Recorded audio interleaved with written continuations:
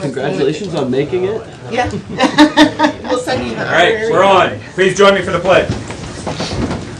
I pledge allegiance to the To the flag of the United States of America and to the republic for which it stands, one nation under God, indivisible, with liberty and justice for all. Please join Chaplain Kirshner for a prayer. Okay, Heavenly Father, please be with us today in our deliberations. Help us do what is in the best interest of those we represent. And in a special way, as always, we ask you to watch over those folks who are protecting our freedoms and their families. We ask all this through your Son. Amen. Roll call. Commissioner Travis? Here. Commissioner Kirschner? Here. Commissioner Paradis? Here. I'll accept a motion to approve the digital audio video recording of the previous board session from Tuesday, December 3rd. Second. Roll call. Commissioner Paradis? Yes. Commissioner Kirschner? Yes. Commissioner Travis? Yes. Turn your hearing aid up, Mike. All right, we have a lot of Fred. we have a lot of guests here, so if it's okay, I would just like to go ahead and move into our guests if you're Absolutely. prepared. Is that okay with you? Yes. All right. All right, we have the TCEP update. Okay. There you go. Can you see a little bit, Mr. Breidenbach? Not really? No, Okay. not big enough. Yeah. It's better. We're looking for a grant to get a big Got it. screen. Perfect. Sure. Okay, well, hello, everybody. It's always good to be in front of a crowd. This is our quarter 3 update. We had provided to the commissioners both an update, our quarterly kind of general update, and we provided an update with respect to the county contract as well. But we also like to do one orally. That way, if there are questions, and just for the sake of sharing what we're doing, we like to come in and do that once a quarter if we can, and kind of update on our activities and what, quite honestly, is a lot of the exciting things going on in Tiffin and Seneca County. So we're excited to do that. And accordingly, we have the whole crew here. We're excited to present to you. This is our group. For your benefit, you know them, but for everybody, I'm David Zach. I'm President and CEO of the Tiffin Seneca Economic Partnership. Amy Reinhardt is our downtown Main Street manager. Carol Kern, who doesn't work for us, but with us, is really in charge of workforce throughout Tiffin and Seneca County. She is with the Seneca County Job and Family Services, known by the commissioners very well, but an integral member of everything that we're doing. Nick Dutro is a development manager for commercial industrial. And Audrey Flood, development manager for rural development, entrepreneurship, and community development for the city of Tiffin. So with that, I'm going to turn the talking stick over to Carol Kern to talk about what's been going on quarter 3 with respect to workforce. Thank you. Which one? Just hit that button right there. Which one? That one right there. First, give you an update on some special projects we're working on. First is the 4-county group. That's the partnership we have with Huron, Ottawa, and Sandusky counties, where we're working on a regional workforce plan. We recently, as of Monday, completed all the focus groups. We had 8 different focus groups. Last on Monday were agriculture and education. So notes will be coming out from that soon. This morning I received a link for the first of several surveys that will be coming out. The first one is the citizen survey. So with the help of TCEP and some other people, we'll get that out. Watch for those links. Jobs for the Future is the partnership with Tiffin City Schools. It runs in line with the 4CG project in that 4CG we're looking more at the current workforce. And then Jobs for the Future, of course, would be the workforce pipeline that we hope to build.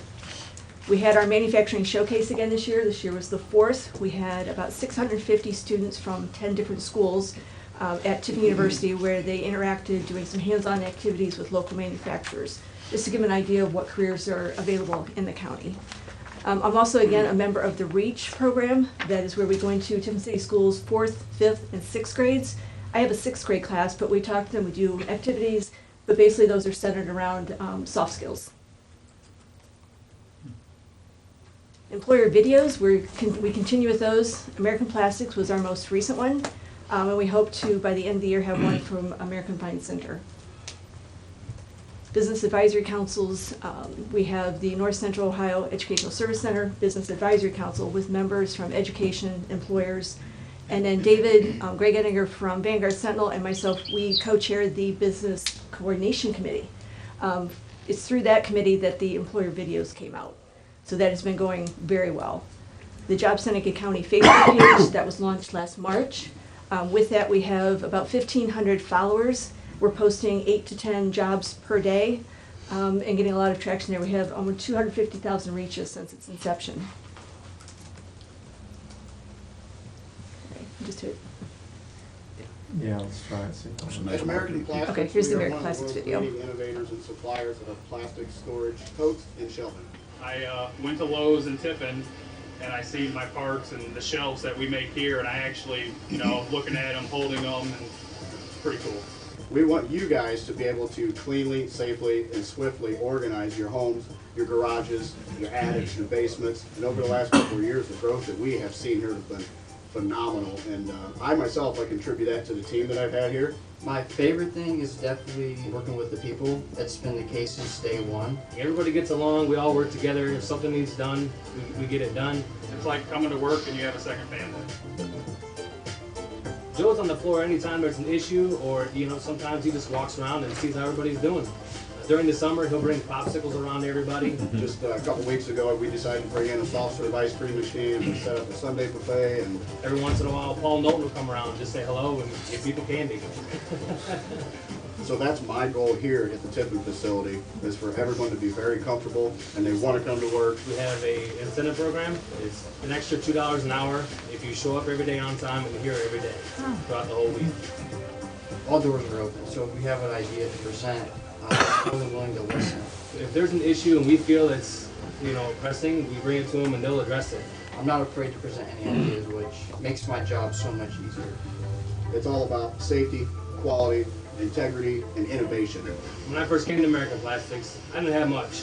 But Joe Roth and the whole team here, they took a chance on me and they gave me every opportunity to grow that I could ever imagine. Just a little bit of hard work goes a long way here. You can pay as much as you want to pay starting wage to get the associates through the door, but it's our job after that to keep them. And if they're not comfortable, they're not going to stay. Yeah, I'm definitely glad I made the choice to come to American Plastics.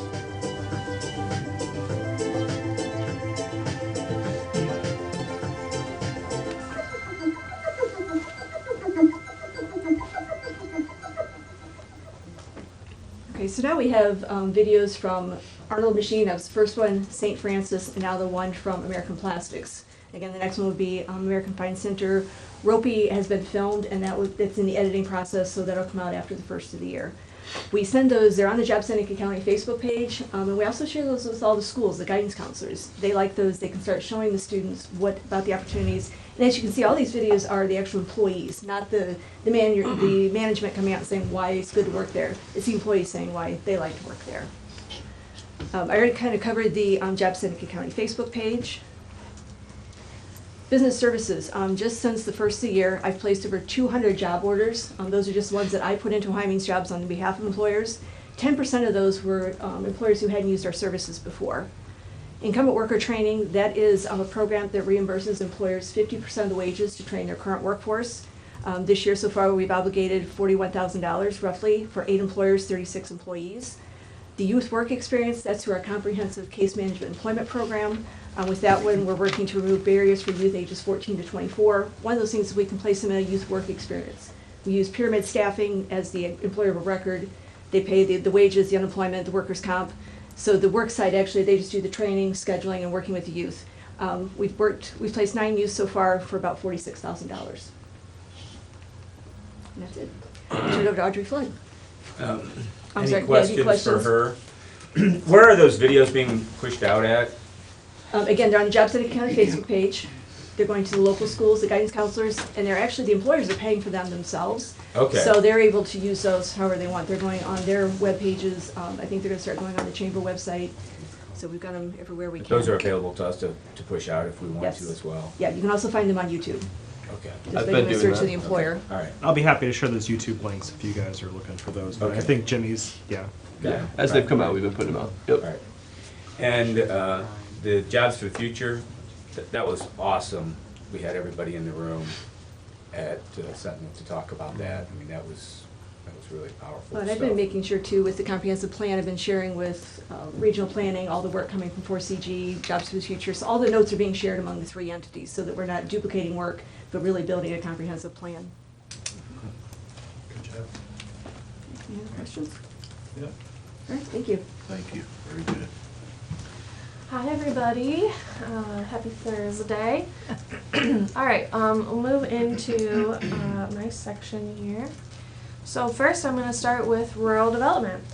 So my outreach to the townships and villages has been going really well, and this was a really big focus during Q3 and here into Q4 as well.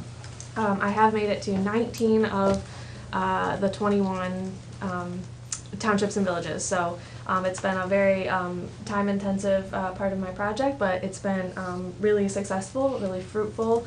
And with only having 2 left, I've had a great sort of coverage of the whole county so far, and I've really enjoyed it. And a lot has come out of it as well. For one, the townships and villages have been able to connect me with some of their businesses that have projects going on, ones that I need to touch base with, ones where there's exciting things going on or where there might be help needed.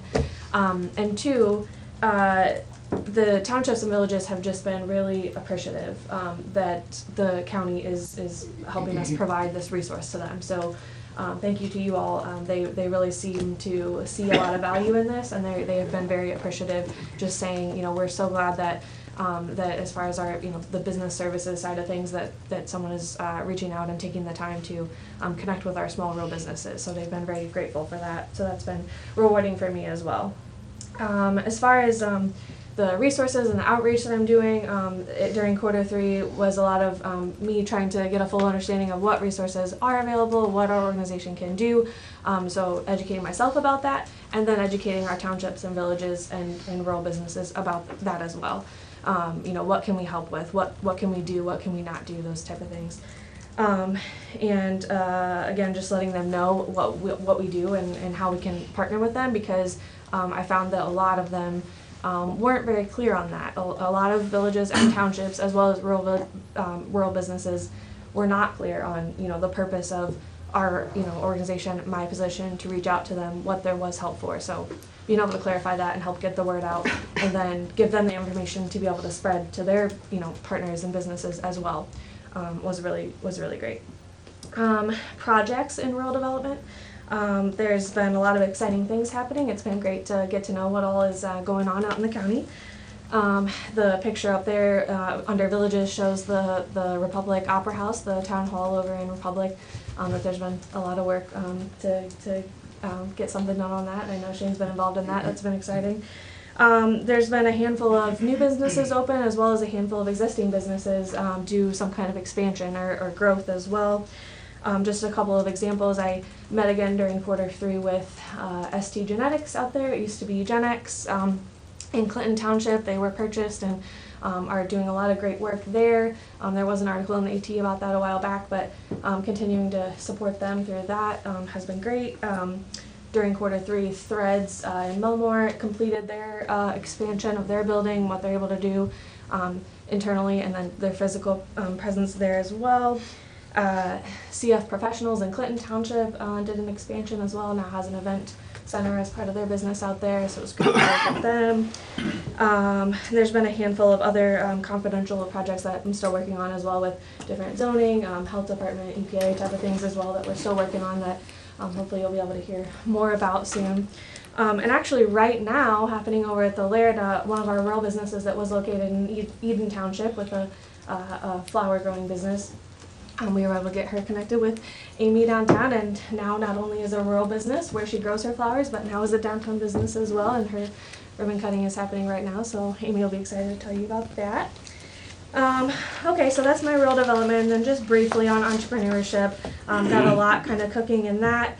I did go to the Rural Rise Conference during the beginning of Q3, and was able to learn a lot there for some tactics that might work for entrepreneurship support here in a rural area like ours. It does tend to be a different approach in rural areas than it does in larger cities, so that was really great to be able to bring back some experience from that.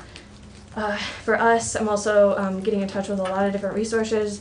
There are a lot of different sort of systems, approaches, workshops, all these type of things, trying to distill that all and figure out what is the right fit for Seneca County has been really fruitful as well. We are partnering with some local entities to bring some workshops early in 2020, so look for some more information on that coming up soon.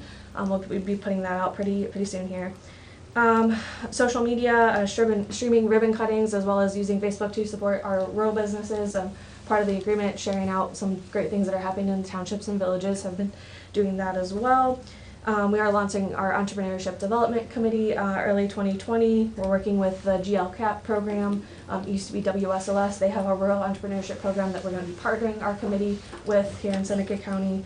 It's been a lot of me trying to figure out how do I help guide our entrepreneurs here in Seneca County, because it shouldn't be me making the decisions, it should be the people working in this space and the entrepreneurs, and then I just need to figure out how to execute the plan that they put together and make it happen and support that, but we really want it to be led by our entrepreneurs. And then lastly, our community development initiative for the city of Tiffin. I've been doing a lot with learning the CDBG, learning reporting, and preparing for our application next year, working on community engagement, some creative solutions for that. And our phase 1, which will be the community input and engagement, will be starting in January of next year. Grants and projects, really trying to keep building on our master list of what are the resources that are available at the local, state, and federal levels, and matching that up with projects that come our way as well. So, here are the items that need funding, here are the different funding opportunities, and working on matching all those up, as well as a couple of fun community development projects, including the Christmas lighting at the Justice Center, which we all have been working on pretty hard to make that happen, and some larger projects. And then lastly, one of the things I've been working on being the farmers market, which is a little bit of an intersection of entrepreneurship, rural development, and community development. So that's been something fun that I've been able to work on as well. We're kind of reorganizing that and launching a new sort of farmers market program in 2020, which again will be something hopefully you'll be hearing some more official news about in early 2020. You're working with the OSU Extension on that, That's right? correct, yep. So yeah, those are my main points. Any questions for me? The townships that you guys aren't touching, that TSEP isn't touching, that FEDC is touching, is that Jackson and Loudon, or? Yeah, I believe that's correct. Trying to look at the map. Yeah, right. Yeah. I just, I haven't followed up on that, and, I know FEDC thought they would take a few of the townships. Yeah, we, have a good relationship with Renee over there, and, do our best to, if there's anything that's kind of on the border there, working with them, and, definitely not want to step on any toes, but doing our best to support the rural parts of that. So. Yeah, would you follow up with her just to make sure that there's been a reach out to, Yeah, of course. I think it was Jackson and Loudon that we thought weren't getting covered. Okay. Or maybe Quick Cold questions. Springs. Difference between regional planning and what you do. That people have asked that question. Yeah. I know the answer, but I'd like you to share that. Yeah, of course. So basically, as far as reaching out to the rural parts of the county, we're providing the economic development service, where Charlene is providing community development and other services. I'll let you kind of describe your half of it if you'd like to help differentiate. So we are doing the outreach to the businesses and any economic development type work, which, they don't work with the businesses as much as the the community development side of it. Do you want to help differentiate from your side? Regional planning, you heard me say it many times, I don't do economic development. Our office doesn't do it, so we're very thankful that Audrey's there to do it. Our office manages the land use and planning for the county. We're also the grant administrator for the county. We deal with zoning regulations. We also work with infrastructure and helping search out grants and putting together opportunities to build our community into a forward-thinking, more productive community. So when you think of regional planning, always think of planning and think of development as in a large scope development where we work and shoot out the ideas and work to implement those ideas. but we do not do the economic development part. We do work with Audrey and with PSEP because without our office, their office isn't going to work smoothly. Without them, we're not going to work smoothly. We need to integrate and communicate, so we do that quite frequently. But we are not the economic development portion. We are more of the engine that shoots out the plans, works on getting those plans implemented, and the grant funding.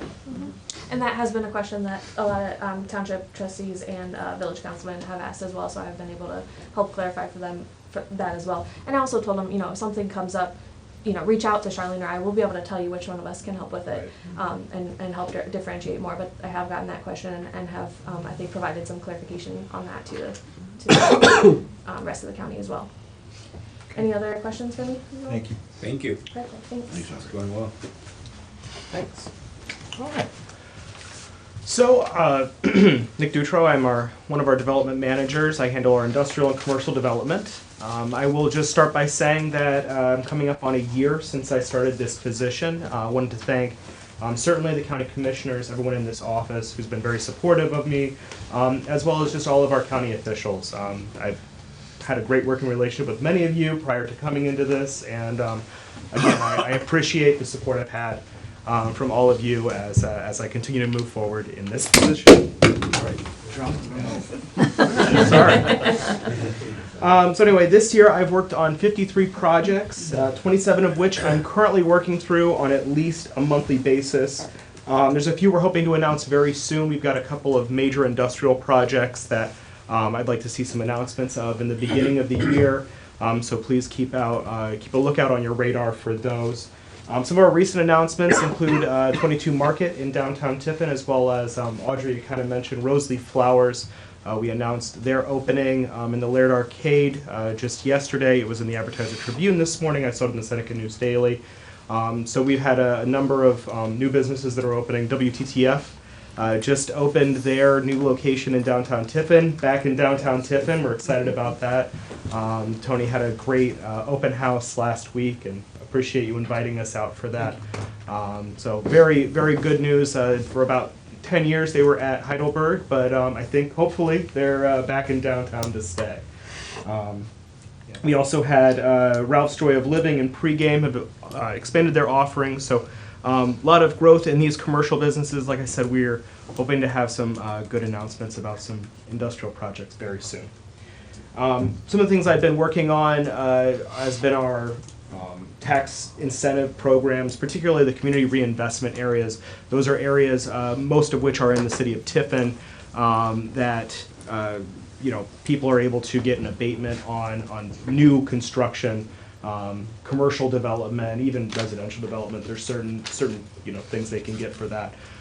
So I've been working with City of Tiffin engineer Matt Watson and county auditor Julie Atkins on those. We're also working on one particular project right now dealing with enterprise zone in the county, again with Julie, with the commissioner's office, and with some of our folks in the townships and local school districts. That's one of the things that we're hoping to be talking about more as we come into the new year. As far as sites and buildings, I handle our list of development-ready sites, be those buildings that are underdeveloped or undeveloped land opportunities. We have about 95 properties on that list currently. There's 75 in Tiffin, about 25 in the county or villages or unincorporated Seneca County that we continue to help with marketing. We've had a number of questions about folks who are looking to come into either industrial sites or even some commercial that we've been able to help them. Actually, I have a pre-existing company from Seneca County that's looking for some warehouse space. I'm going to help him look at some properties that might work for them later today. So very excited about that. This past quarter, David and I also had a number of development, had a number of, a number of conferences that we attended. So David went to Japan earlier. Mike, obviously, you were on that trip. But afterwards, he and I went to the Ohio Economic Development Association conference in Columbus. That was followed by the International Economic Development Conference in Indianapolis, both of which were great experiences. We picked up a lot of ideas, saw where we have been doing some things right, got some ideas for what we can bring back to our community. So very much good uses of our time to be at those conferences. So something else that I handle is our communications. I handle our press releases. I work with coordinating our stories in the newspapers and on television. So we've had, actually, just an update on this, we've had 54 press releases that TCEP has written this year so far. 18 of those were releases that we did for just the city of Tiffin. A handful of those were county, some county projects that we've announced. We've had 16 stories that made it to the television, so WTOL, WNWO. We've had some great stories that have gotten some attention regionally through TV, and many, many more in the newspapers. I think 154 stories have been written in the media, so that's excellent. We're very excited to see those kinds of numbers. We're reaching about 162,000 people on Facebook alone through our releases that go out. So that's just from the news releases that we have, that kind of reach. So excited to see that many impressions are getting out there. Wanted to mention really quick a couple of things. The last month's issue of the North Coast Business Journal had some Seneca County specific stories. It was an excellent story that was produced here at the Commissioner's office. We wrote a story about 33 Court Street, which recently was recognized by Heritage Ohio. Very happy to be able to put that information out there and let people see about a project that happened in Seneca County that we had a very small part in, but get that story out to, a regional audience through that. Finally, I wanted to give a shout out to the Advertiser Tribune for their great partnership we had on that Japan trip.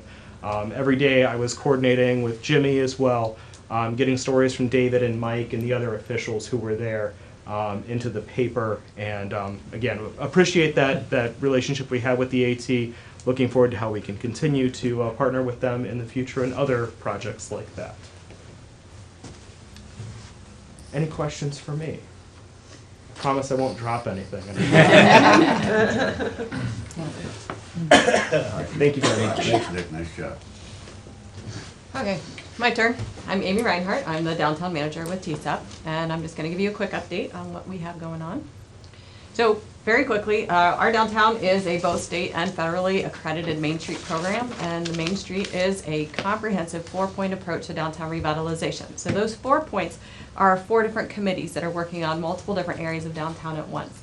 So our operations committee is kind of doing our back end work. They're working on our accreditations annually. They're working on our awards annually. They're putting together our summit. So that's the kind of things that group does. The design committee takes a look at the overall look of downtown. Business enhancement is working with our existing businesses to find out what their needs are and assist them, as well as recruitment. And granted, there are multiple people doing recruitment in the downtown. And then marketing and retailers. Those are our downtown events as well as our downtown promotions. So currently, Operations Committee, we are still working on certified local government status, which is going to be opening up some additional funding sources to us. And they were responsible for submitting our awards for Heritage Ohio and the state awards.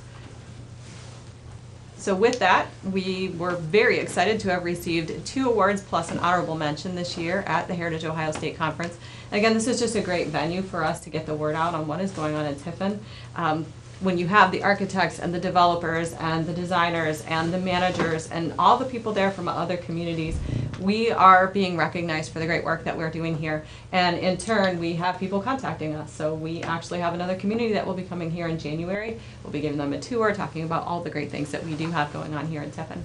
But the awards were Best Upper Floor Residential Rehab, and that went to 33 Court Street Lofts. The Historic Theater of the Year went to the Ritz Theater. And the honorable mention for Main Street Business of the Year went to Reclaim at 127. So as Nick mentioned, we were recognized in the North Coast Business Journal, not just for our awards, but a number of the great things that are going on downtown, as well as Revitalize Ohio magazine. So it's been a great final quarter for us getting the word out about Tiffin. So the design committee right now is working on prioritization of projects over the course of the next several years. They are looking at alley projects, they're looking at finalizing streetscaping items. I know as people are walking around downtown, you've seen the new planters go in for a portion of the downtown. We've got new bike racks, benches, trash cans, but we are trying to complete that, working all the way down toward the south end of Washington Street.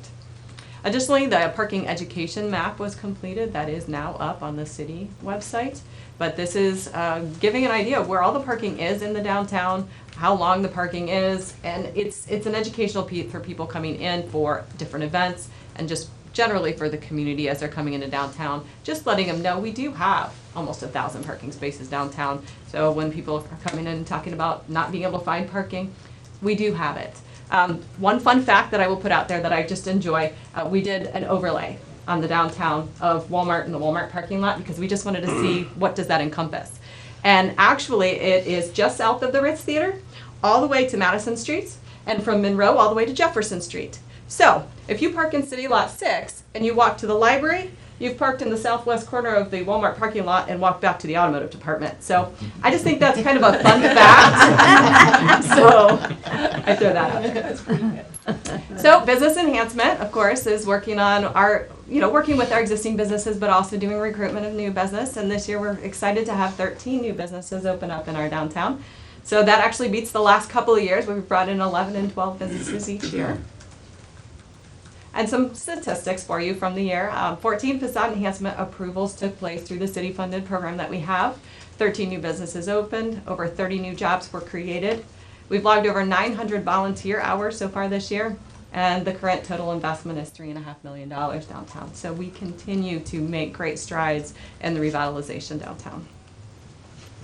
The last committee is marketing and retailers. So we do have marketing and retailers. It's two different committees that are kind of working toward the same goal, putting on a number of our great events in the downtown, but also our promotions as we're moving forward. So we currently have commercials for the holiday season on 3 different radio stations. So 2 of them are Tony's. We've got WTTF and WFOB, but we also have WBVI. So we are trying to reach out from Findlay all the way to Fremont and Sandusky, so we're covering a large area with all the great events we have going on during the holidays. We have our 2020 rack cards for our downtown events that are coming up for the year. So that covers all the events coming up, and sorry, I don't know if that was you or me, I'm gonna put that down. So it covers all the events coming up, all of our third Thursdays are explained. We even have 2020 holiday events in there. So it is covering the entire year, and we're getting ready to get those printed, so we'll be able to start distributing those in January. But lastly, as we've been working on quarterly, we've been putting out kind of an upcoming events video. So this is our holiday video. About half of these things have happened, but not all of them yet. So this is just trying to get the word out. Again, this is YouTube, this is on the Downtown Tiffin Facebook page. If you go to the retailers in the downtown, you will see multiple of them are starting to share this. Reno's likes to put it up on their TV in the window of their event space there on Washington Street, so you can see it there when you walk by. But anyway, go ahead and run the video.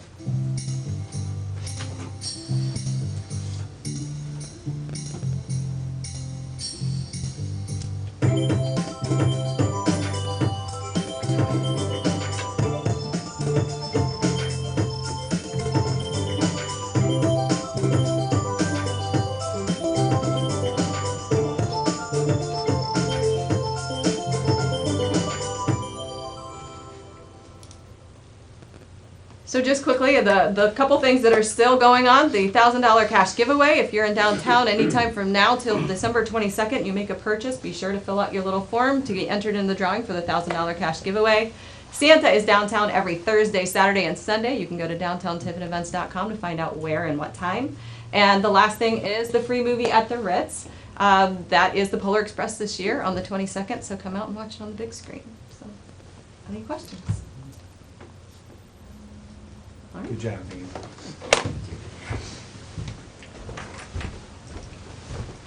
Thanks, Amy. Okay, so really you've had a chance to hear about what this amazing team has been doing in trying to play our part in helping create an environment where all this good stuff can happen. I remember when I first came in, speaking of, it's almost been 23 months down, almost 24 months since I was welcomed into this community. It's pretty darn exciting. And I wanted to just highlight a couple things that I've been working on. We're all working on many things, but I think it's just, I always get inspired when I hear the team talk about all the things going on in this community. My big focus for third quarter, which is one of them is continuing to support the team, and I believe very strongly and people kind of owning different areas, learning to grow into them, help work to facilitate the development of strategy, the implementation of strategy with many, many partners. And I just think they're all doing a wonderful job. Amy, of course, has stuck with me and put up with me for almost 5.5 years now. She gets sainthood maybe for that. But Carol in Workforce has been an integral part of our team last couple of years. Nick, who joined us about a year ago, has just done amazing things in getting himself knowledgeable not only about the programs and how they work, because some of these incentive programs are very detailed and they have processes that just take a lot of very kind of focused, intensive effort, get into legal contracts, the Ohio Revised Code, et cetera, but also on how to work and sell the community to big prospects and support our existing industry. And so Nick's made an effort to get out there and meet and provide services to a lot of our existing industrial folks and also work on commercial. And he's been indispensable, and we're just really pleased that he's been able to pick up where Kitty left off on some of our media relations in terms of that, in terms of being effective in communicating. Really appreciate Audrey. So she was full-time with us in the middle of the year, started working with us in February, and has really taken the rural development piece and run with it, being from Bloomville. Did I get that right? Okay, so I gotta make sure I get it right. 6 villages and 15 townships, I gotta make sure I get it right. But she's really been able to explain, and I think our partnership with Regional Planning Commission continues to go stronger, and people understand how they can access all of the resources that are available. So I really appreciate that. A lot of the stuff in terms of Community Development Block Grant is really getting underway. And we're doing work. She's working on some very exciting things in the entrepreneurship space, not only for the city, but also for the county. And I think we're going to see a lot of very good things. And then in terms of areas of responsibility, in addition to working on the organization, I work on a lot of the international specific kinds of projects and companies. I work a lot in the technology space when it gets to cybersecurity and it gets to water and some of those kinds of things. Working with Nick has been involved with me and Audrey as well on working on residential development in Tiffin and Seneca County, and then also special projects. So that's been a big focus. Another big focus for the third quarter has been strategy development. We worked and went to Worcester, Ohio, and were able to do a survey of all downtown stakeholders that we have on our list and kind of get a read, and everybody's pretty happy with the way things are going. The great thing about this community, which is the same, and by that I mean the larger community, is nobody's ever happy, nobody's ever content. So it's always like we're happy with what's going on, but we want it to get better, we want to improve it, we want to continue to drive it forward. And so we were able to come up with a really, I think, aggressive, ambitious, but also important piece of strategy in terms of the scope of work for downtown. We did a general member survey in which we asked them our membership. We have about 60 members, public and private sector, and we asked them, how do you think we're doing on a 5-point scale? How do you think our communications are? How are we working projects? Rural development, we asked that for the first time this year. How do you think we're doing in rural development? As thanks to the county and our supporters, we're able to put some additional resources into that. And in general, we're about a 4 on a 5-point scale. So very good, 5 is excellent. So everybody, I think, everybody continue the course. There are always people with suggestions on how we need to get better. So we're always very cognizant of that, and almost a Japanese mindset of continual improvement is how we look at what we do. But that all went into our strategic board retreat, which then we take the results from the member survey and we talk about many different issues. I think for me, the most exciting thing that came out of that was the development of our organizational values. So the group was able to come to consensus on our 5 key core values, and they include collaboration, innovation, inclusion, fairness, and excellence. And so those are things that are kind of, we talked about Shirley Smith being the moral compass. It's to some extent our values compass. It's kind of a 4 or 5 words to describe, I think Shirley as well. But how can we have those as we try to perform our role? And then last but not least, scope and budget development. So we will have our last meeting of the year, the board meeting, on the 18th of December, in which we'll look at our scope and budget for 2020 and hopefully get those approved and be able to go into next year with our battle plan and the resource plan. International development in Japan, kind of as I'm rounding home here. We went to the Midwest US Japan conference. That was with Mr. Kirshner and Representative Reineke. as well as Mayor Aaron Mons. So kind of a really, I think, represents the collaboration we have, city, county, state. It's something I think we do really well here.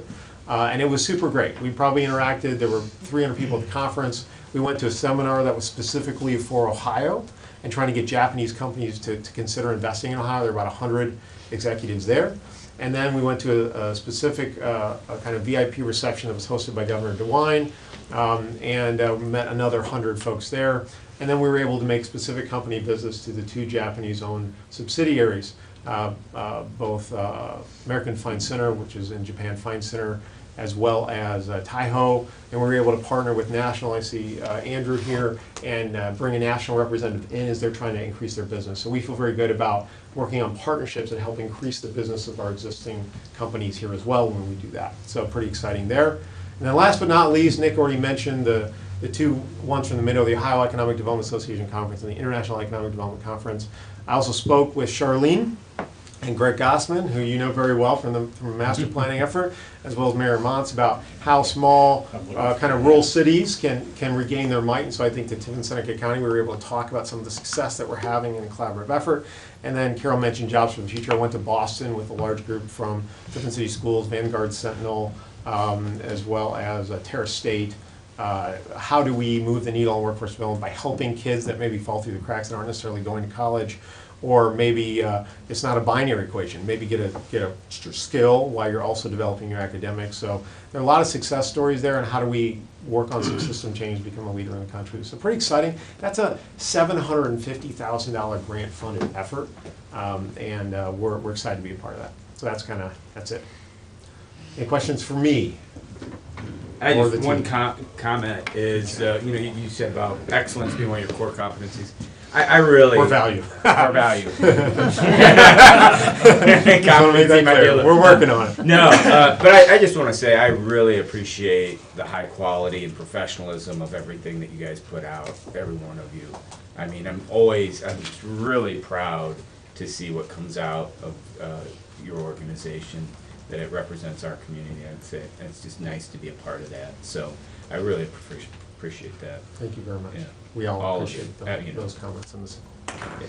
Great job. Any? Nope.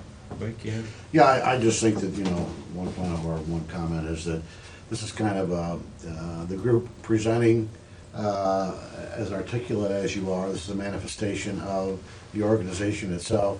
I've been here 5 years, we have had a number of updates along those times. Many of them have been a couple of minutes. Some of them have been pretty comprehensive, but this is absolutely good stuff here, guys. You guys are well prepared and well organized, except for dropping your... I don't do props. Sorry. We'll make you do it, yeah. But anyways. Next year, don't drop it. I won't. Top of my list. I appreciate the professionalism. Thank you, guys. And another shout out, thank you for the Christmas lights again. That was above and beyond. Before you guys sit down, I just want to see if anybody has any questions from the audience. Any comments that before we let people go? Andrew? Anybody else? No, you got it. Yeah, a few things here. I am a big fan of SIDEC TCEP. And, I've welcomed Dave into town. As I think David would hopefully also say that I've tried to be a friend and sort of a coach and counselor to you. We've had a number of private discussions, and some of them the coach is sort of, nudging you this, or, like, David, why are we doing this? And, some of that. So there has been some constructive criticism there. There's, it goes at this point a little bit, a lot of things always weigh on me. Just quickly here, I'm going to mention, because it's sort of relevant in the context, TCEP should take some credit for the East Green project that came to its completion late this summer. And God, I was down there last night, and I stood Amy by the edge of the stage, which you and your husband, since he was, you know, the architectural firm that put the stage, the pavilion side together, I don't know. I think we got something really special there. And You weren't at the splash pad last night, were you? I was not getting wet. Ice skating now. Yeah, well, that'd be nice, but yeah, it, in a way, it sort of integrates, you know, with the town in the background and really right next door, and literally a half a block off the, you know, the centerpiece of downtown, which is, you know, the new Justice Center. It's still new, been there a few years, but, you know, that's, you know, the old courthouse became, in the end of the day, I think a proud product. It took some controversy, battles, and agony in between, but, you know, we worked together somehow and fought together to come up with a better product, okay? I think we still need to do that. The East Green, in one example, TSIP, you know, I mean, Amy, you were, you know, great in egging me on to be, you know, thinking bigger and better for, you know, all the stuff that came together in the East Green. It was certainly a lot more expensive than what I envisioned. I was just trying to get some green space back then. And the city and TSIP were helpful in being a conduit to receive the East Green, the total complex, as a gift. And originally, the structure and the intent was for it to be not received by the city, but a better conduit in TSIP. And I'm, you know, at the end of the day, I felt, and after having, you know, counsel with a number of people in town, TSIP is economic development. They're a good cheerleader and promoter for things sort of beyond that, but it's economic development. And I felt very strongly from the start that this was a gift that I wanted to make to the citizens of Seneca County and Tiffin, Ohio.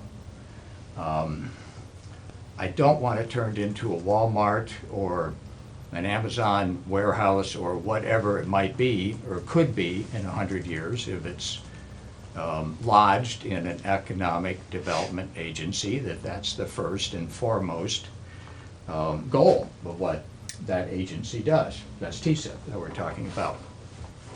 And I think, you know, TSIP, you know, has, in my mind, some soul searching to do about, you know, how do they handle big projects and transformational projects and what their role is and what that, when we speak of the value side, you know, how are things reconciled? So, you know, in my mind, you know, to you know, sort of cut to the chase, and it comes to the point where, you know, here's a good illustration of the point that I'm trying to get to.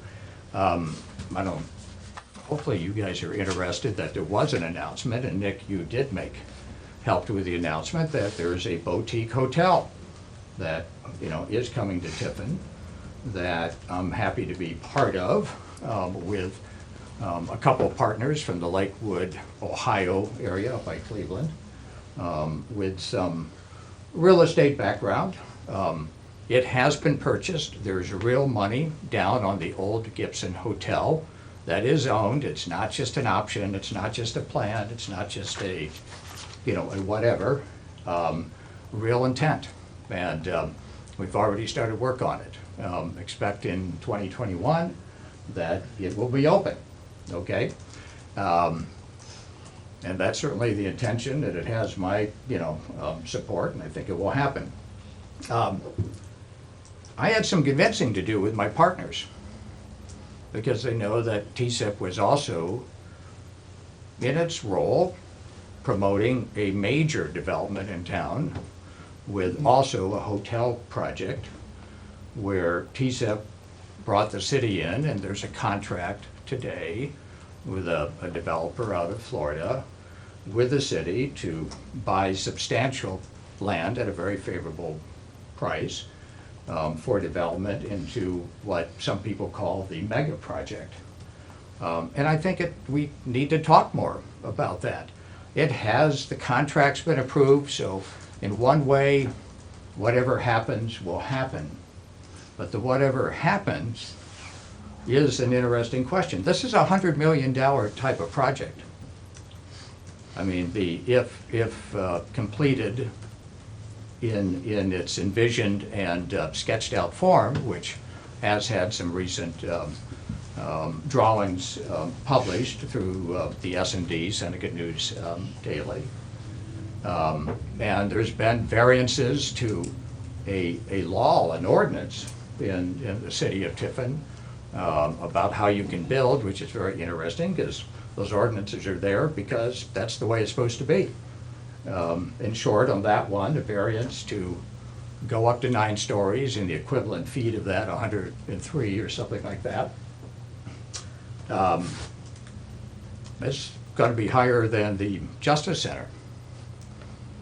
I like to think of the Justice Center as the centerpiece and the rightful centerpiece of downtown Tiffin. It won't be after this is built. That's sort of thought-provoking, but I don't know whether those that are part of the county, really, focused on that or were able to participate in the zoning committee. But, and, the city and the developer, whatever happens, is basically up to them. Although the contract, interestingly, says that not only, the procedure, it does have to go through the ABR, but it also, per contract, has to be specifically, in terms of the plans and the drawings, the specific building plan needs to be approved by not just the city at the end of the day, but it specifically states TSEP, SIDEC. SIDEC is the wording there. So the county, I believe, is a major stakeholder in TSEP in terms of fiscal support. And certainly TSEP has a duty to the county, not just the city. I guess I want to suggest to the commissioners that take this project seriously. There's various opinions. A lot of people are fascinated about it. More people are uneducated about it. The media doesn't seem to want to talk about it a lot, except for being favorable with, the S&D sort of a, they're a big fan of it. So, when they talk, it's one-way street, one-way sort of, a discussion. But it's of interest and concern. It will affect us if completed. Some people maybe believe very positively. Others scratch their head because it feels like a fantasy. And we're not sure what due diligence was done on the developer because those who have done it have many, many questions. A lot of us feel it could be very detrimental if you're interested in the downtown and sort of high impact projects. I mean, some of us, maybe only a few of us, are old enough to remember when downtown Tiffin basically went dark after Westgate was bought and built, right? Interestingly, Westgate went almost dark when the mall came into being. Is the mall open today? No.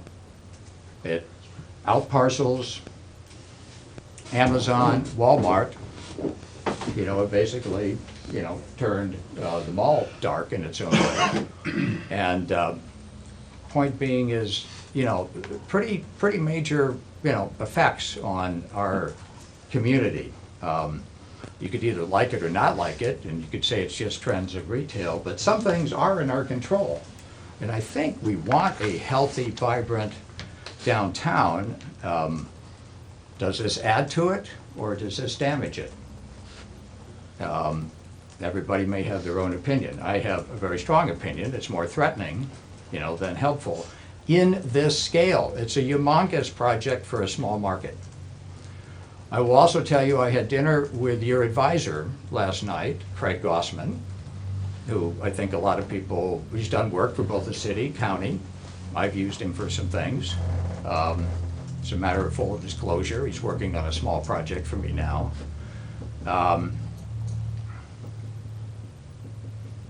You should talk with him. I think you should talk with him. He's already an advisor to the county. What I'm pretty sure that he said is that this is way too massive for this market. It does not fit, and it's probably a fantasy. It won't happen. It meets a number of check marks, except for the fact that this is a smaller market, and this is a much bigger market project. If you were putting it up in Toledo, it wouldn't just automatically happen. Okay? I would like, you know, TCEP and its major constituents to, you know, again, there's a contract, so only so much can be done, but realize that, I mean, this is an elephant in the room that I think needs to be, that we all need to be aware of. And there still is some influence that that can happen, both in that it has to be specifically, as I read the contract, approved by TCEP. The county has a voice in that, as being a major stakeholder and commissioners on the board. I believe, and others believe, that David or Amy cannot speak for TCEP alone. Governance and boards are there for a reason, right? Okay?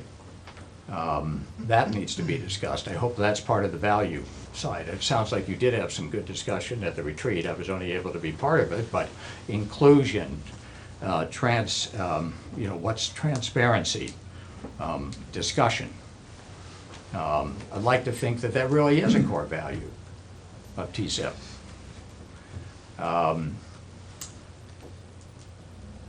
I think I can probably stop, you know, with that.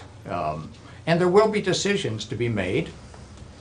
It will be largely the city's decision, but, you know, there are milestones to the contract and what happens when they're not met.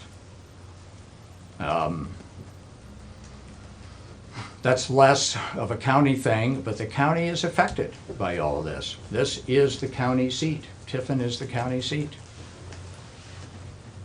Thank you. Thank you. Can I ask a couple questions? Sure. Andrew, you mentioned due diligence. I'd like to maybe explore that for a second. I guess I'm kind of putting my banker's hat on now as opposed to commissioner, but are there any, you're pretty familiar with the transaction thus far with the city. Are there any covenants in that contract that talk about verifications of the ability to finance the project? Are there any covenants in there as it relates to, you know, how much, or a letter of interest from a financial institution that would finance this project? Are there any things in the contract that would assure or have increased the percentage of probability that it would happen?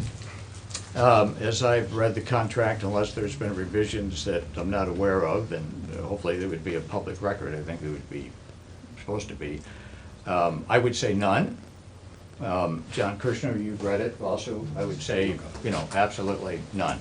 Okay, well, I mean, again, putting a banker's hat on, typically, you know, when you have somebody come to apply to you to do a deal, you ask for a certain number of things, financials, those kind of things, to make certain that it is at least somewhere in the realm of reasonableness that the project will get completed or have the ability to complete it.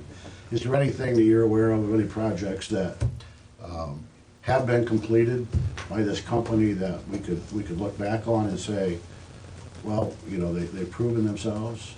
Well, the specific company, I think, is the Riverfront Development LLC, which is you know, a de novo company for this particular project. You know, the developer that's behind it, you know, has whatever, you know, career. I shouldn't, I mean, you can find a lot on the internet. We have not found any, and I think he's been at some presentations where he has said that he doesn't necessarily have, you know, projects he can point to that, you know, are clear successes, and, you know, and everybody has found, you know, a big problematic project that failed in Henderson, North Carolina, about 10 years ago or thereabouts, that has some similarities, quite frankly, to this one. You know, you know, a smaller town and a very big project, and you know, it didn't happen. The town basically was against it at the end of the day,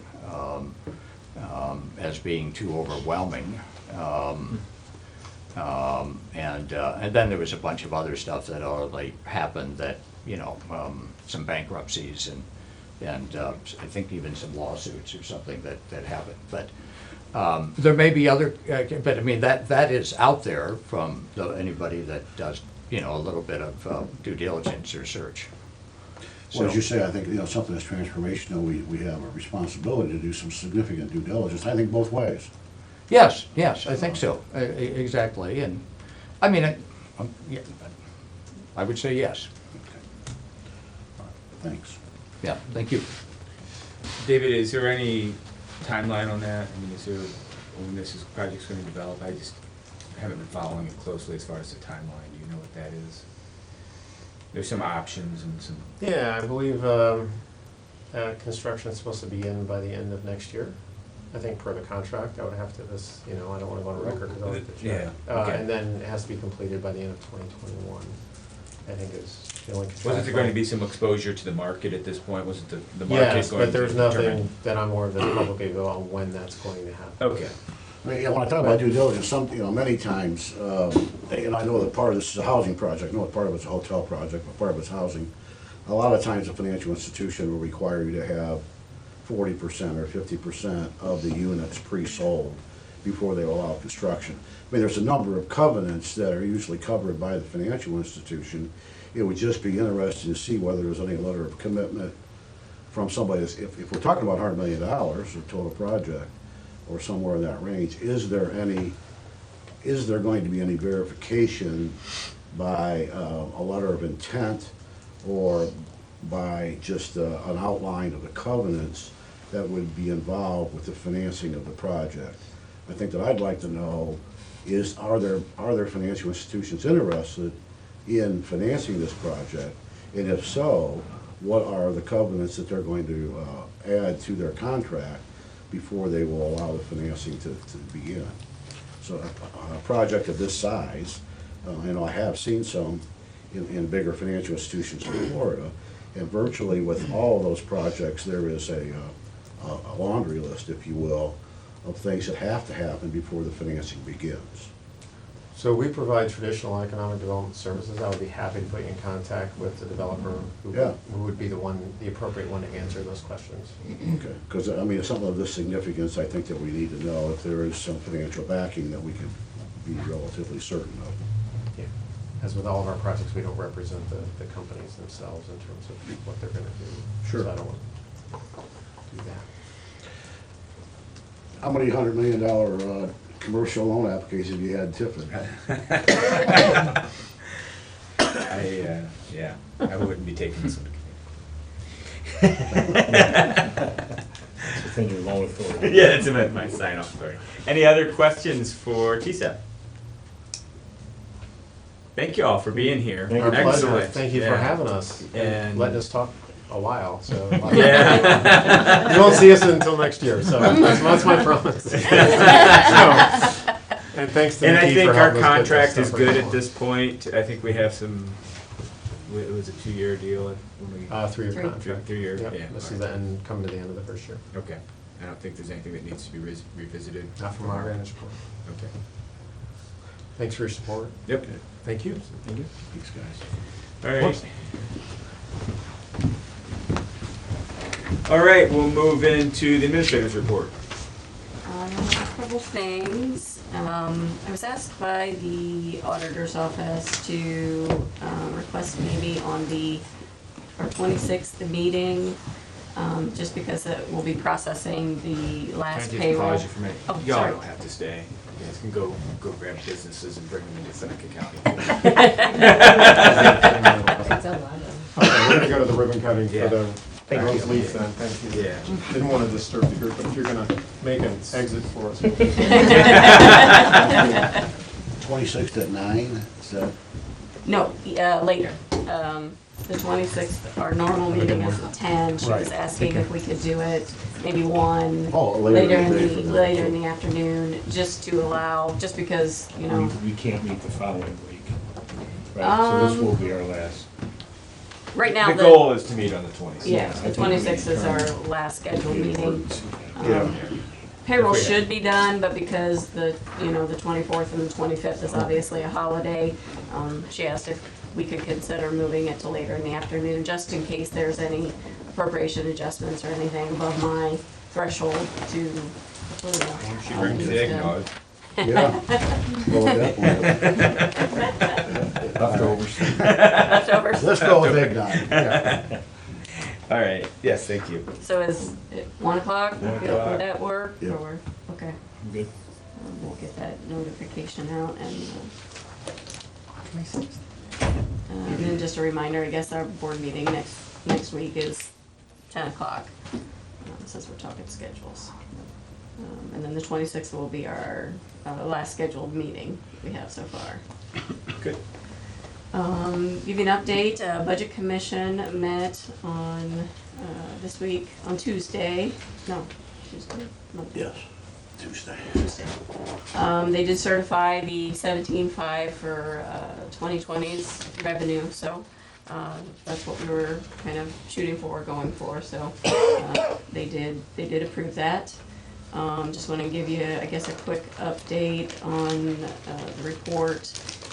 I'll give you current revenue, and so far we're at 16,791,000. Currently, our expense report total current year to date, we're at 16,800.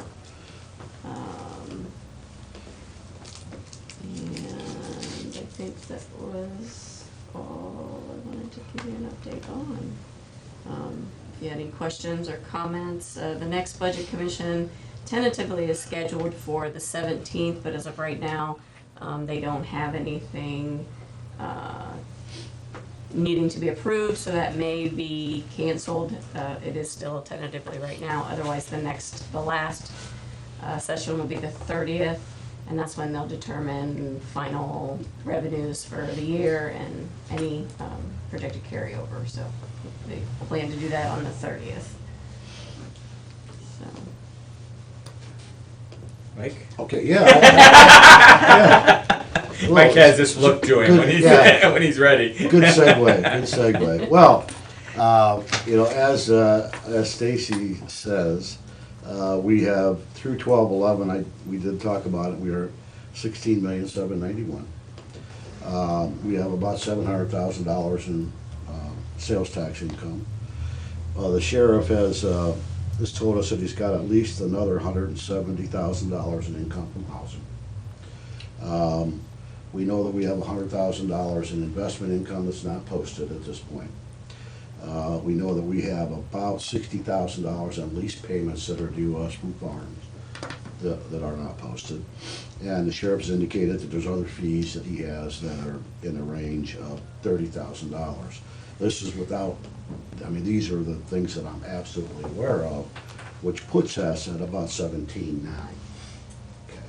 So we've had this discussion, I know it's starting to become a broken record, but we started out 90 days ago having probably no carryover, to predicting 400,000 in carryover, to saying it might be 800,000. And based on the numbers that I have in front of me, and these are pretty solid real numbers, we'll have in excess of $1 million in carryover. So without subsidizing the Medicaid 800,000 that we have as our safety net. So I think that we need to have a discussion, probably not today, but do we have enough money, or should we put some money away for the budget stabilization fund, which I think that we should. Do we take that out of the carryover? Do we take it out of some of the Medicaid money that just is there, that's not designated for anything specifically? So maybe we ought to designate that as budget stabilization money. And are there any capital expenses and/or equipment purchases that we should make or could make in 2019 to ease the burden on 2020? I don't know the answers to those questions, but I do know that the decisions would be a lot different with $1 million carryover than they would be with $400,000 carryover, right? So we had about $2 million carryover last year. Yeah, 2, 3, I think it was. Okay. and we're looking at projecting about $10 million this year. So I think we need to protect that money for the future and for the people we represent, so that there is some money in a fund in the event that there is a downturn in the economy. And while we have the money, let's put it away and not use it on something that we shouldn't because it's there. That's my little Well, I've asked. weekly story. No, I mean, it's, I've asked Stacy to get me the last 5 years worth of carryover money. We have approved the budget for next year with the, we always can review it, but I think we will take a hard look at it. We've all agreed to take a hard look at it. Possibly amending that based on the final numbers, you know, and I think, I had a feeling anyhow that if we've got all this extra money, then we can spend all this extra money, which I don't wanna do. I would take more of your approach, Mike, where I think we should all agree on, even have a line item where the commissioners say, we're gonna put X amount of money in this budget stabilization fund every year, or once it hits $1 million, and once the carryover is at $2 million, if we're comfortable with that, then we can talk about expenditures above that. Now, we may not get there all at once, so it might have to be a blend, but at least we'd have a goal and target to accomplish that over a 1 or 2 or max 3-year period of time. So I think that is encouraging, though. That's a good thing. And I think it's going to be, what do we do with that money when we meet next year? Well, I'm not sure it's there's just- a lot to, we're not going to do a whole lot this year, right? Yeah, I mean, it's really a concern of mine that the carryover goes from basically 0 to $1 million in about 60 days here. Yeah, and you have said that. Yeah, we need to have, you know, it just needs to be more accurate so we understand what decisions we have to make. Well, there's two things you're bringing up. One is the process of certifying the money, which always seems to be conservative. And then 2, when we get the windfall, what do we do with it? That's what I'm looking at. I don't know how you feel about that. Yeah, just to, break it out for those who are hearing this for the first time, because this Yeah. has been an ongoing conversation. In our carryover, we have $500,000 in a budget stabilization fund that's never been there before, $800,000, and another big budget stabilization fund that came from Medicare money, and then we have our regular carryover. In addition to that, we did 2 very large projects in the past year and a half that we advanced money out on that will come back to us over time. One being Wolf Creek, the largest ditch project ever completed in Seneca County. That money's all out, will come back on assessments over 5 years. And also the fiber ring, that the majority of that money went out and will come back, some of it by 911 fees over time. So we have 2 large, call them accounts receivable in the private sector, and in the public sector we would call them in advance. So just so everybody's aware, we've been very prudent financially and have not borrowed money for these projects because we've had to carry over to advance towards those projects. So. No, it's good. Yeah. Just before we leave the budget issue, I do want to say one thing about projected revenue, and that is, and this is just to kind of clear the record and make sure that everybody's aware of this. Rover Pipeline went through Seneca County. It was obviously a very disruptive construction process, and it was a significant capital investment in Seneca County. That project is certified at the end of last year, and we saw a little bit of revenue in Seneca County, and I think in the townships and schools as well. Their final approval on the capital went to the state this year, and they had until mid-month here to appeal, and they have appealed the value and are asking for a significant reduction in the appraised value. So the way the law reads in Ohio is they only have to pay taxes on the amount that they appeal. So there's a strong headwind there that we didn't anticipate as far as what that pipeline revenue is going to be. So, at times we've had conversations about, pilot versus regular taxation, I mean, this lends to the argument of a pilot being at least something we can manage, so it's something we should consider down the road. But from a revenue standpoint, we're not going to see all the anticipated revenue on Rover Pipeline, maybe for some time. And the word we're hearing, and I've talked to different folks about this, is they tend to be successful in their appeals. They get the bright and shiny lawyers to go down and make that argument. As a county, we have no role in that. It's all decided at the state. So, Well, this is like if you look up bait and switch in the dictionary, there's a picture of a pipeline, I think. Here's a situation where they promise us and tell us that we're coming through your county, we're gonna disrupt things, and here's our projected tax obligation to you folks, and this is what you can expect. And then when it comes time to pay, guess what? We don't think that's right, we're gonna appeal. I think they're appealing 57%. I think that's the number that they want. And, they self-reported the numbers. They're the ones that. and this affects They're the ones that gave the numbers. thousands of Now they're taxing appealing the Well, numbers. it's crazy. it's based on the schools, percentage of income that they're gonna receive. It's Department of Health, it's just, it affects everybody. And it's just too bad because people thought that income, it's like the lottery and gambling all over again. We're supposed to get these big numbers, and then either the state keeps a bigger portion of it, or the company that said they're gonna bring us the money decides that they're gonna appeal it. So it's just, we're promised these things when they come into the county. At one point, we are prospects, and now we're clients, and they treat us differently once we're clients, and they do we're prospects, that's for sure. All right, other commissioners report. Two things. Yep. Thank you. Congratulations to the Clyde Flyers. We have a proclamation that we will be presenting next Wednesday night, 7 o'clock at Clyde High School.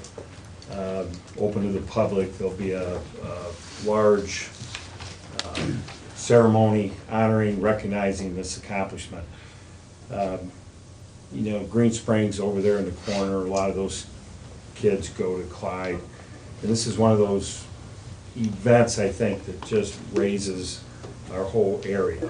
The whole region benefits by this.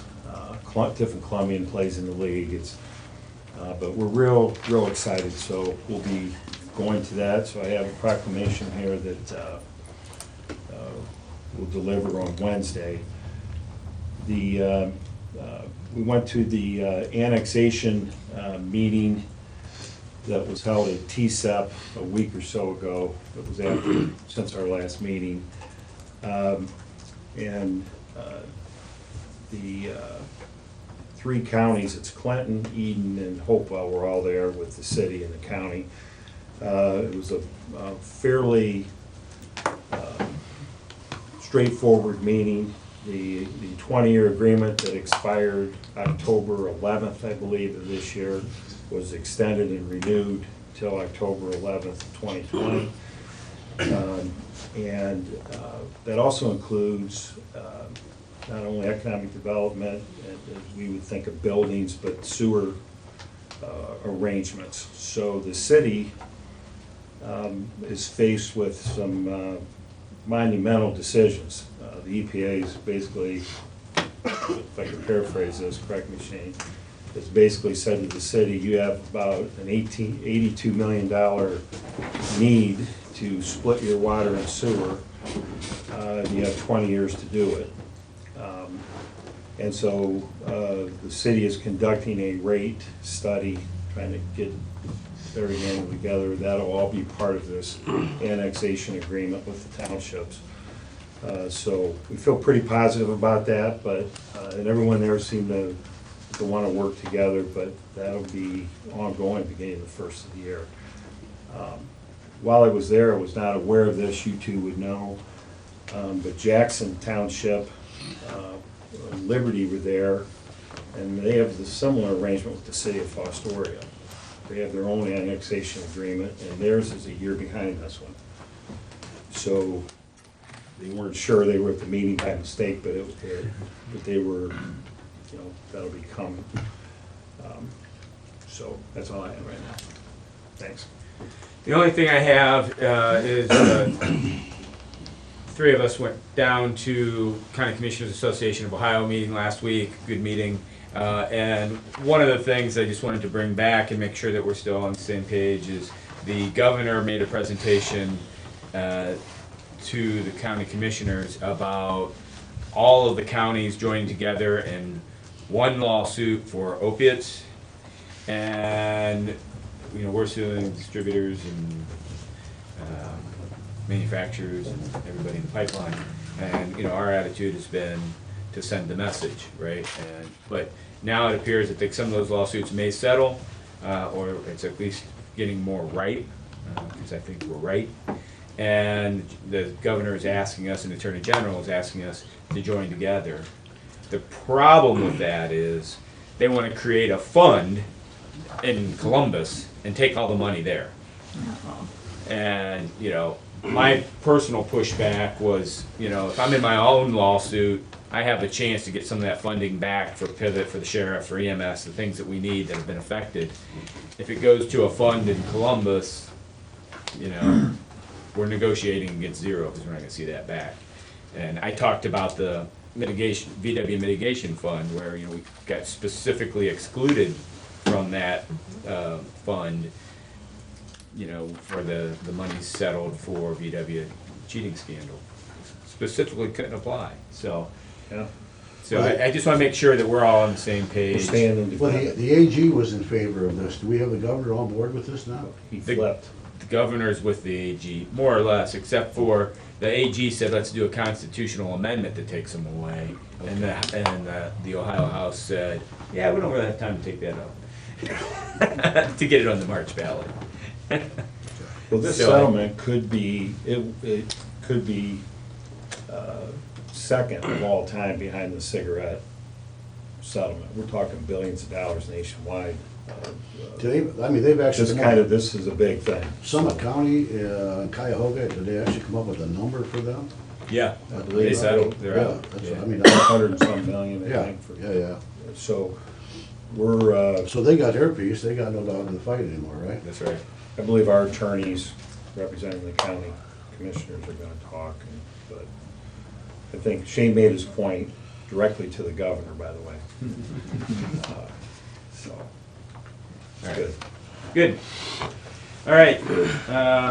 Old business. We should add a category of ancient business.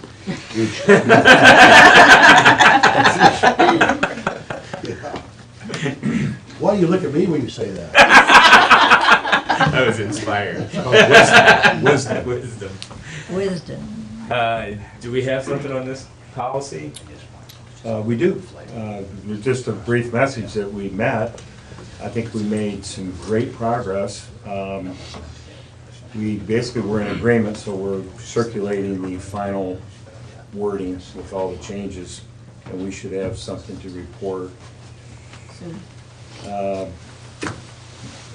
Probably first of the year, would you say, Okay. Stacy? Yeah. So, thank you. So the data center is located in the Justice Center. And so the Justice Center has a security apparatus that is in place. And in the data center, it will house all our, basically our file servers. And on a 24/7 basis, we'll have a need to get in there, so. But not only security, but it also has the humidity controls. And It has, yeah, it's Right. a tremendous room, so who can get in, when, those kind of things, that's the data center policy. So the IT committee has met, well represented, and, you know, Judge Calbley and Gene Eckleberry and Julie and Mike Dow, and it's a great committee. The sheriff's here. And so we have been, and our IT people, and we've worked real hard at developing a committee which, or a policy which will be public knowledge. And that's what Shane's referring to. Once that's in place, then we anticipate other county, existing county servers, et cetera, moving into that data center. But we wanted to get the policy kind of in place. Stacy, you want to add anything to that? Nope, just we've been working on it a while. You guys made We're a at the big finish. big investment in that room, that dedication to technology and security and. We've agreed, we have an agreement, we're just trying to get it in final form. Yep. I think we agree in principle on everything. Yeah. Good. All right, new business. New business, okay, I've got a few appropriations. They're in a little different order on my screen than on the agenda, so I'll go through it on my screen. I have a supplemental appropriation request from Regional Planning, $847.42 into the other expense. This is to the remaining funds to refund the state for fiscal year 19 CDBG in Clinton Township. Again, $847.42. I have next. I'd request Regional Planning. They wanted to do same concept. It's for 2017's closeout. $100 into other expense to get that final adjustment done. Next I have a request from Soil and Water. They're actually closing up their appropriations, getting ready for year end. So they're closing some appropriations. The total appropriations, they're requesting the decrease on $91,372.33, which you see when you log in different amounts for contract services, equipment, travel. They're just reducing their expenses.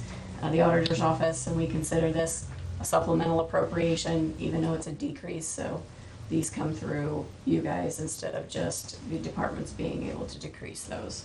So it's a budget adjustment, so they have to come through us. So that's Soil and Waters. Next is a request from Juvenile and Probate Court, Special Projects Fund. They're asking for an increase, $2,053 for the purchase of the Public Guardian Surface. Trying to get that in their Special Projects Fund, not the general fund. Also request from Juvenile Probate Court, their, what is their 111 fund? Indigent Guardianship Fund. They're actually doing a decrease, $603.44. Peter doesn't go as fast as the paper does today. I have another a reduction request. This is actually ours in our capital improvement fund. Total reduction we'll do is $401,305. We've already adjusted the revenue. We anticipated doing some projects that we didn't get to. The Job and Family Services roof, ag building, the jail, some projects that he had asked for didn't go through. RTA building, we had talked about doing some upgrades that we didn't go through, so we're reducing our appropriations in our capital improvement lines. Tell me the entries for that 300,000 that you're reducing. Yep, the 300,000 is the job. Oh, I'm sorry, 401,305. Yes. So that money stays with the carryover then? Well, This is just, the appropriations are just what we anticipated projects we did. Right. We didn't actually move the cash for these projects until we were actually signing the contract. So Okay. usually we take general fund money and move it over to capital projects once we've moved forward with the project. These, we didn't move the cash over because we hadn't entered into contracts for these yet, So so. anticipate we'll do that in 2020 for these projects? We've earmarked some of that money Okay. for next year since we didn't get them done this year. All right. So. What else do we have?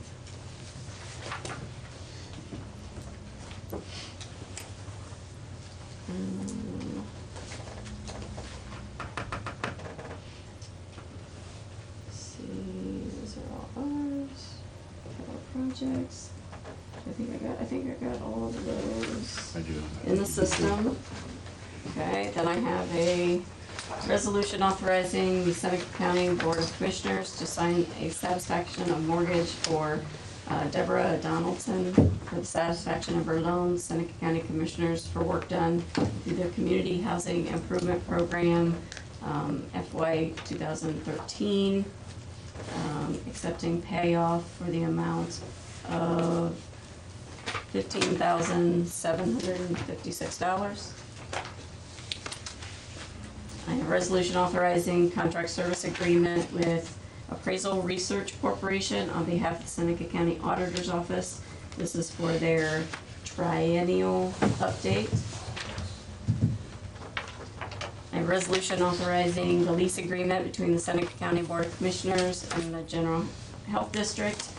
We had talked about this a couple weeks ago.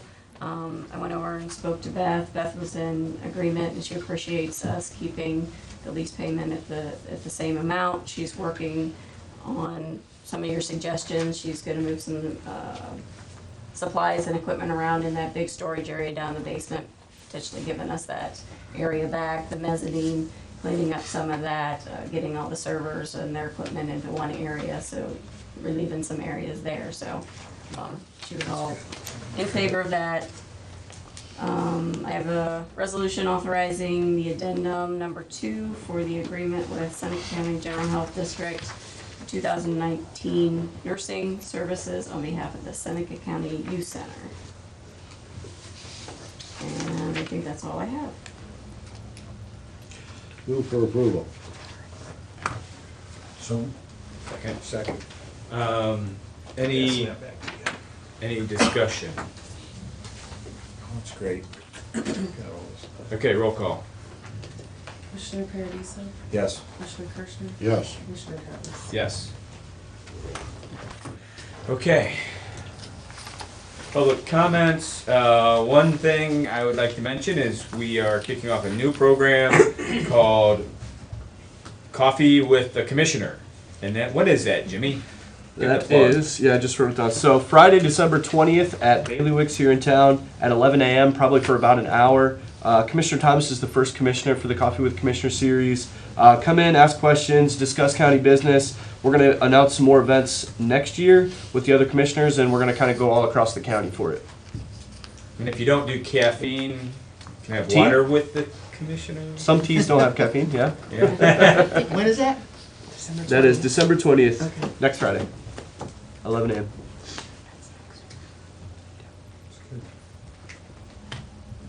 Trying to increase our outreach and transparency and accessibility. We might have more candid comments without the press there. The press is invited. Just a thought.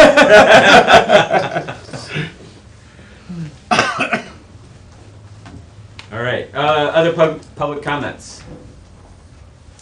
Bill Franker at Adams Township. Want to thank you guys for lighting the cupola for our Clyde Flyers. Appreciate that very much, along with the proclamation. So it's going to be great to see however many comes there Wednesday night for our team. Also received a great email from Isabel this morning that not only our township, but the townships have received their $25,000 for road improvement for next year. So thank you. So that's all I have. Perfect. Go Flyers. Other comments? Logan? Yep.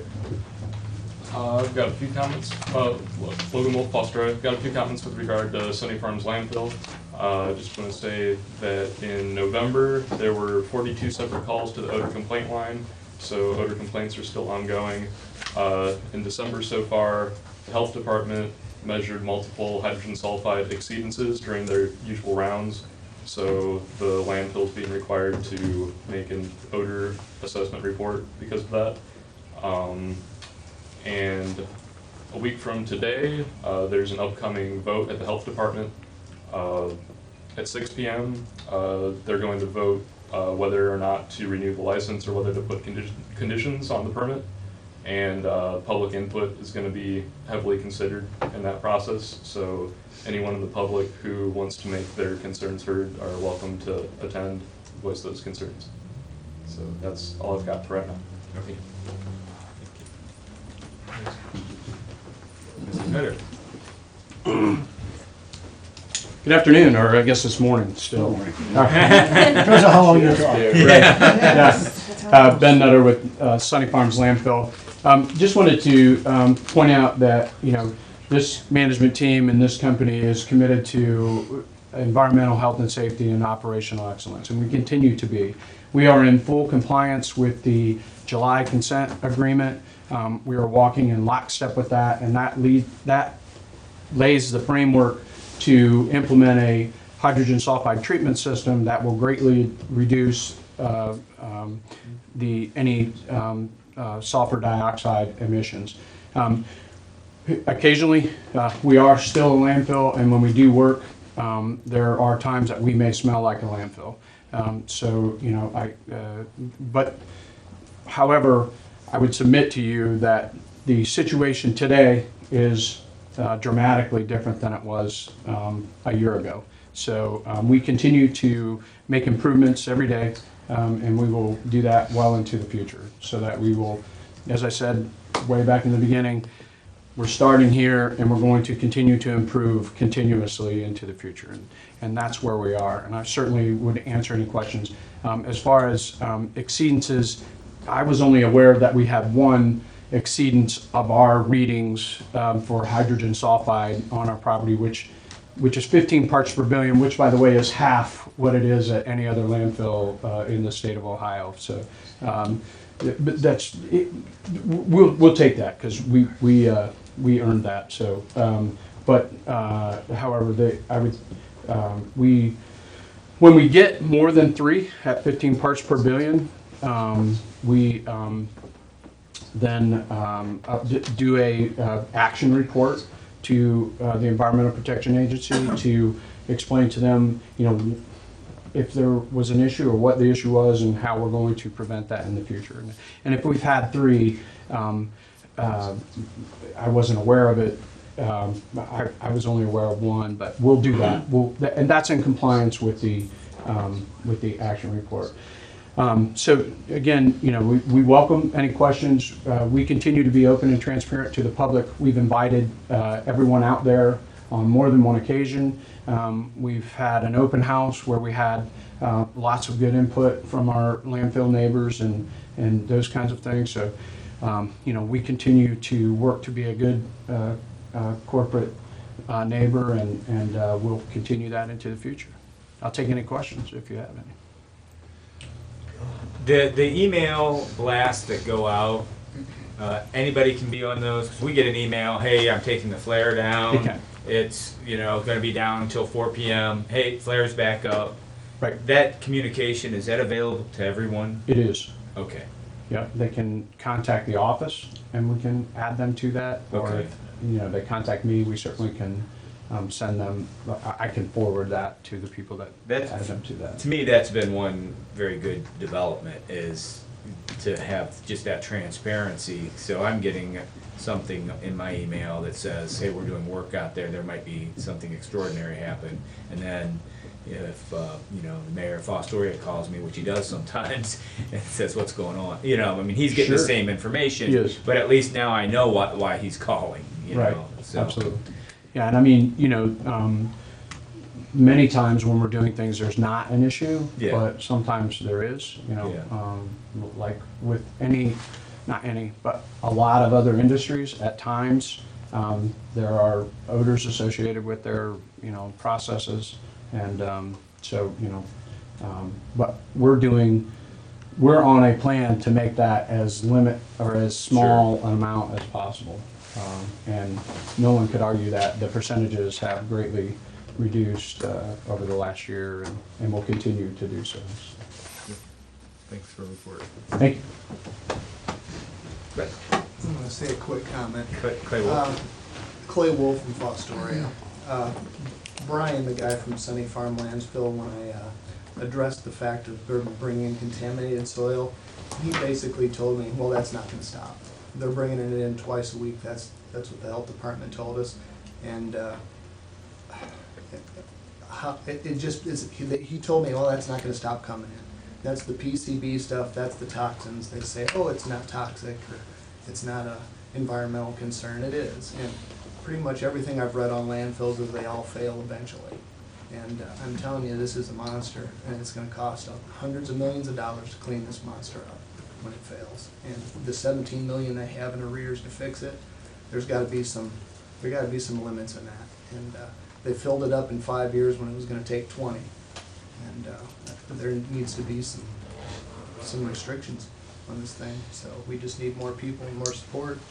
And the EPA keeps changing the numbers with what's allowable with SO2 numbers and all that. They keep elevating it and elevating it. They're weighing exceedance of all these things. And you can say you're in great compliance, but if they change the numbers to make them higher and higher, so I don't have much else to say. Okay. Anything else for the good of the order? All right. Thank you. We're adjourned.